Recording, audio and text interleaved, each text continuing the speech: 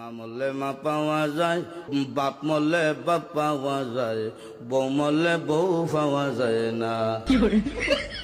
মুরব্বী চাচাই কয়, এই বেদব, তোর মা বাপ মরার পরে ফাইলে কেমনে আর বউ ফাইলে না কেমনে, এটা বুঝাই দে, তোর গানোর ব্যাখ্যাটা দে। চাচা, আমার বাবা যেদিন মারা গেল, তুই আমার মাথার মধ্যে হাত দিয়ে কুসলেন, কান্দিস না রে বাবা, তোর বাবা মরলে তো কি হয়েছে, আমি তো আছি। আরো কিছুদিন পরে আমার মা মারা গেল।